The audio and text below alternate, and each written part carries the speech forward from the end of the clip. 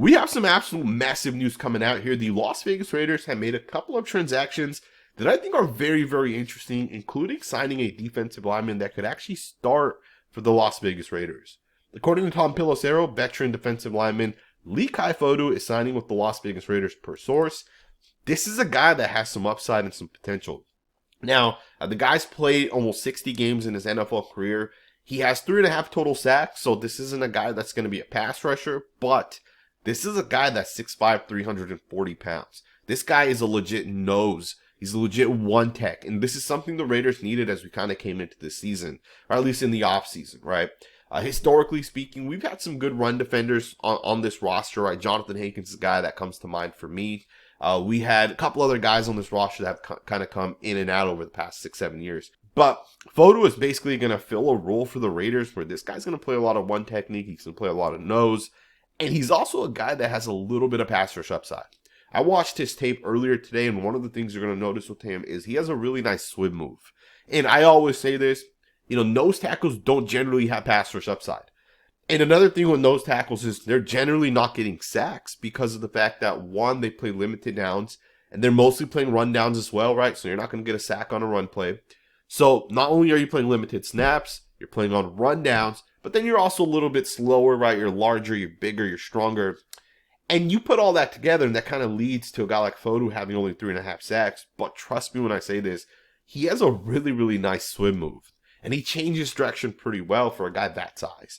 And I don't think this guy's going to come in and be a Pro Bowl caliber player. He's definitely not better than Christian Wilkins or Adam Butler.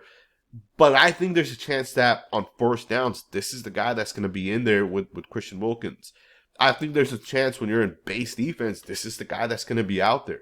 Now, the Raiders do have a couple other defensive linemen already on this roster. We signed Zach Carter, I think, last week, or we re-signed him. He was already with the Raiders. We brought him back. He's a guy with a little bit of upside and a little bit of potential. We went out and got Jonah Laulu last season. If you guys remember, as soon as the Colts cut him, the Raiders put a claim in for this guy, and we ended up bringing him in. He was a third-round pick for the Colts, I believe, just last year. Maybe it was the year before that. And the Colts gave up on him pretty quickly, and the Raiders quickly jumped in and brought this guy in. So the Raiders like him, and he's going to be on this roster. He'll rotate in. You got Zach Carter, who's going to rotate in. You got Matthew Butler, who I think he still has some upside, and hopefully he figures it out, right? I think he's been 3 years in the NFL. This will be his final year with the Raiders under that rookie contract. So hopefully this is the year he can really develop and show us something. But Leki Fotu is one of those guys that I think is going to actually end up playing for the Las Vegas Raiders. And again, he did have an injury this past season, right? So just kind of bouncing back. And, Fotu was initially drafted by the Arizona Cardinals. So this is a guy that the Cardinals went out and said, hey, we want this guy, draft him in the 4th round. Played almost 60 games, right? 58 total games for the Arizona Cardinals. Was mostly used as a nose, as a one tech. And again, limited snaps, run downs. And for that, you're not going to get a lot of sacks.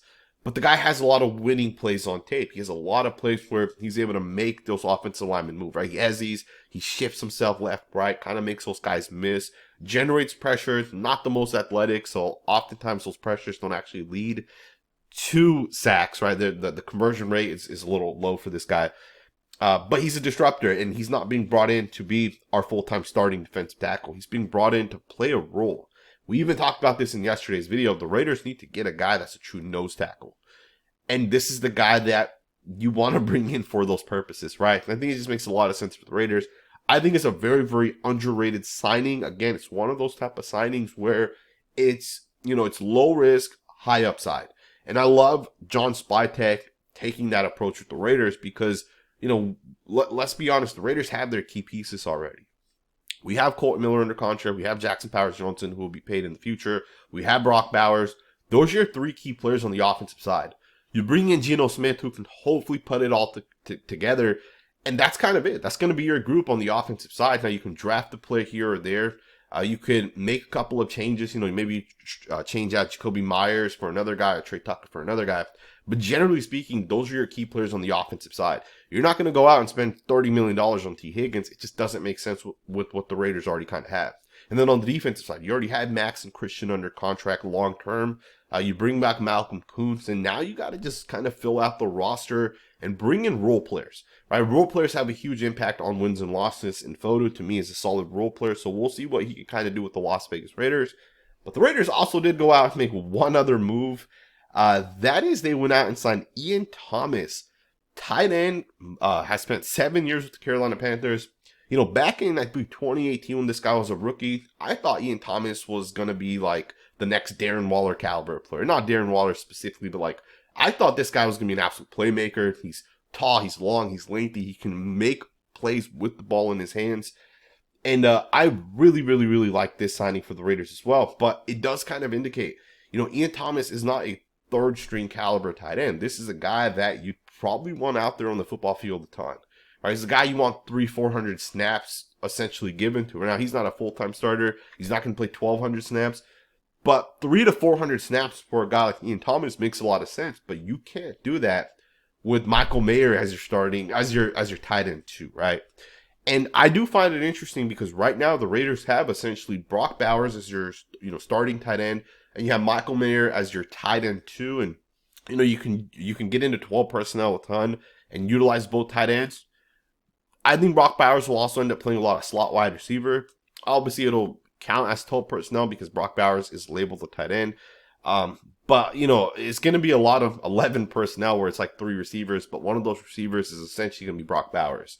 Now, keep in mind, right now, the Raiders currently have Brock Bowers and they have Michael Mayer under contract. And they do have a third tight end as well right now under contract. Justin Shorter, who was, I believe, a UDFA. I think he came over from the 49ers. Don't quote me on that. But he just came into the NFL. It was his rookie season, last season specifically.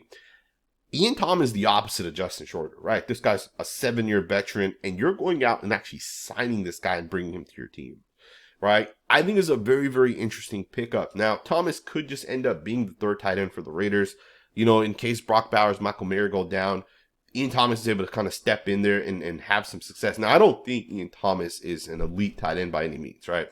In 2018, he had huge upside, but it never really clicked, right? Never really was able to take it to the next step and actually show he's a long-term starting caliber tight end.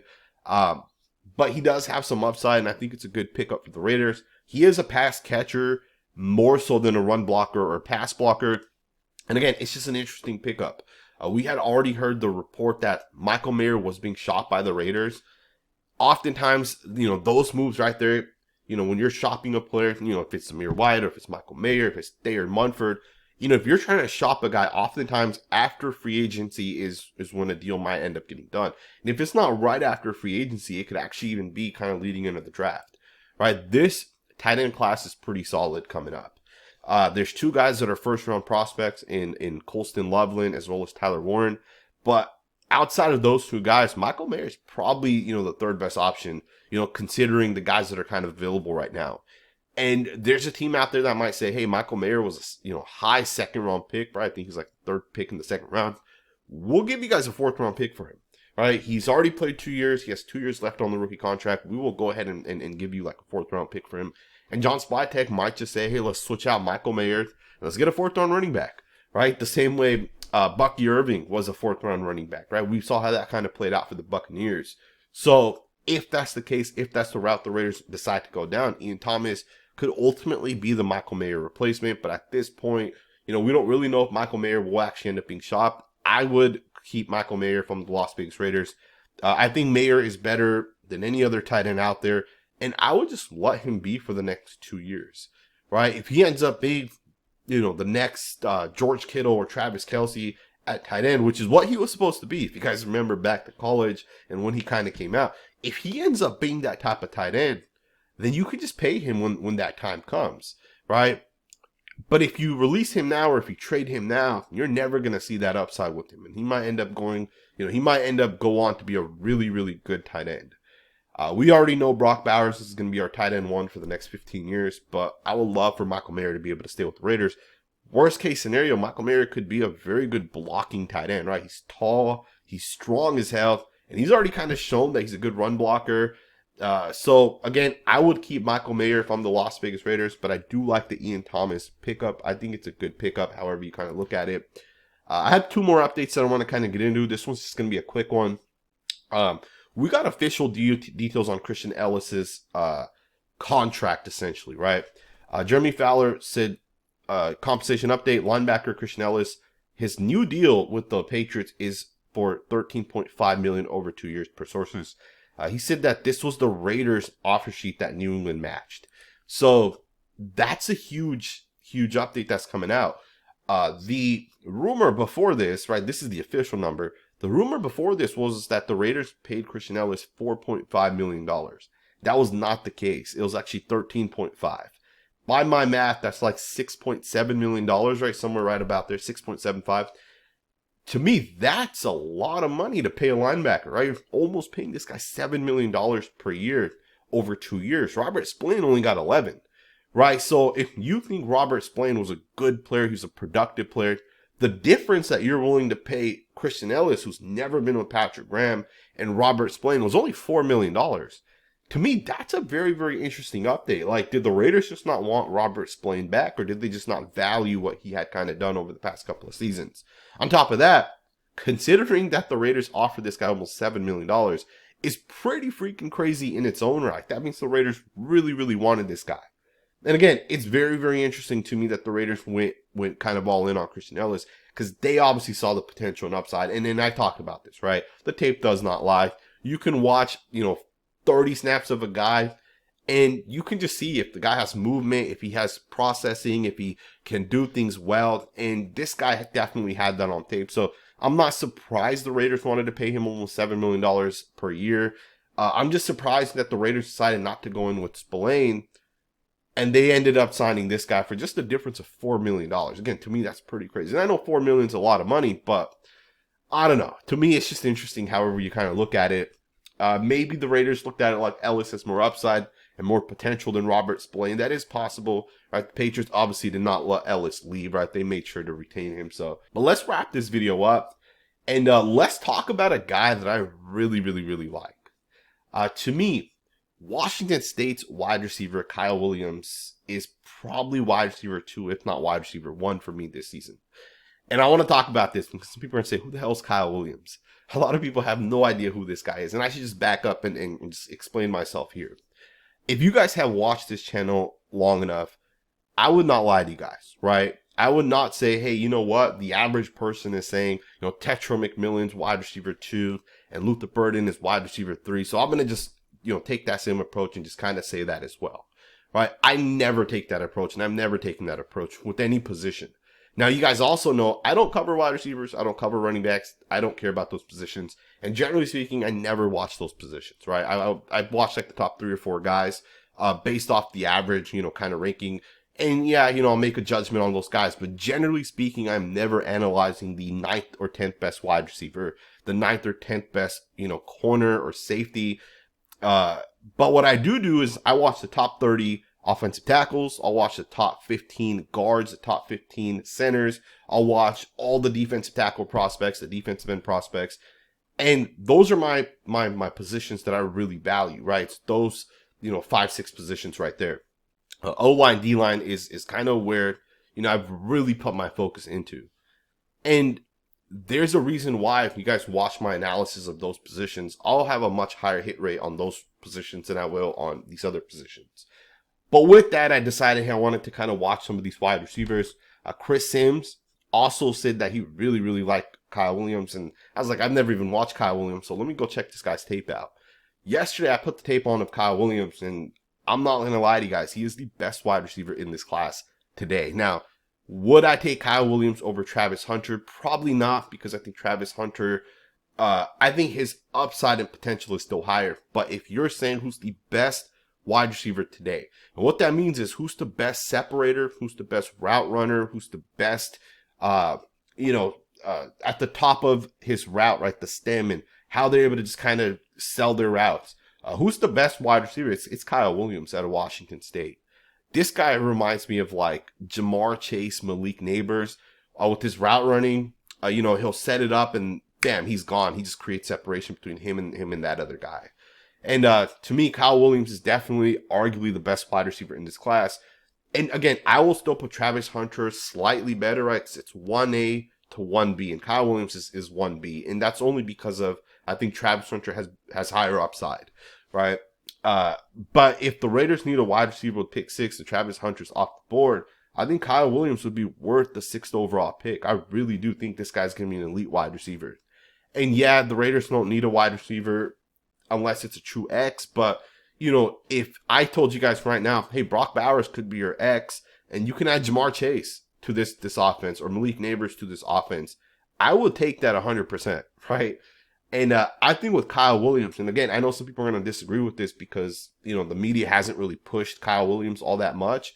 I think he's a top 10 pick. And if the Raiders really felt that, hey, this guy's a difference maker, which his tape shows that, I would take him with the 6th overall pick. And I think he's going to add, you know, a potential dynamic player to the Raiders offense.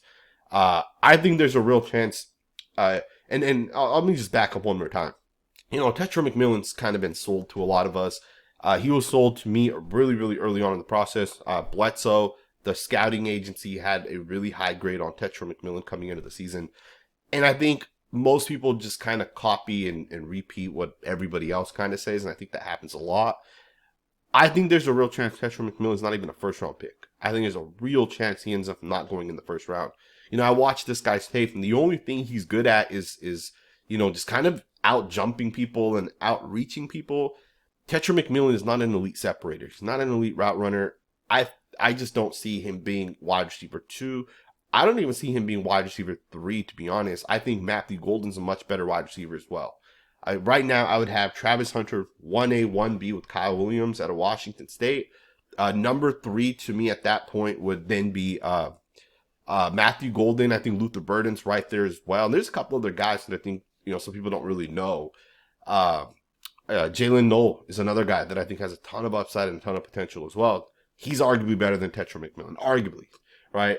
To me, McMillan is not a guy that I would be 100% in on. In fact, if the Raiders took him with the 6th overall pick, I would say that that's a reach, right? I just don't see the explosiveness. And again, one of the things we have to realize is, you know, Drake London was a top 10 pick. Has he shown us that he's a top 10 pick? Like, you know, relative to, you know, a guy like Malik Neighbors, who was a top 10 pick, or Jamar Chase, who was a top 10 pick. Has Drake London proven that he's those caliber of explosive playmaking? I don't think so, right? And I think a guy like Kyle Williams has that type of potential. Same with Travis Hunter. I think Travis Hunter has that type of potential. And I don't see that with Tetra McMillan. I think McMillan will always be like, you know, 800 to 1,100 yards if you give him 130 targets. To me, that's just not worth it, right? You want an offense that's explosive, right? I remember a play in which Gardner Minshew threw the ball 40 yards downfield, and Brock Bowers just straight up mossed one of the Denver Broncos defenders, right? I forget who it was, but like he just went right over the top. It may have been the Chargers game. But like, you know, it was like the first or second play of the game. Gardner Minshew just throws it up, and Brock Bowers made an elite-ass play. He just took the ball out of the hands, and he just, you know, broke a tackle, and he took off and scored a touchdown. I remember another play in which I believe it was Gardner Minshew threw it up into like double coverage into the end zone, and Brock Bowers just went up and kind of came back to the ball, and he was able to find it, and he got a touchdown out of that play. I think there's a real chance that Kyle Williams has that type of playmaking ability. It's kind of like Ashton Genty as well, right? Where on any given play, these guys can just absolutely go wild. I want to know what you guys think, man. Let me know in the comments below. Thumbs up, subscribe, and I will see you guys next time with another video.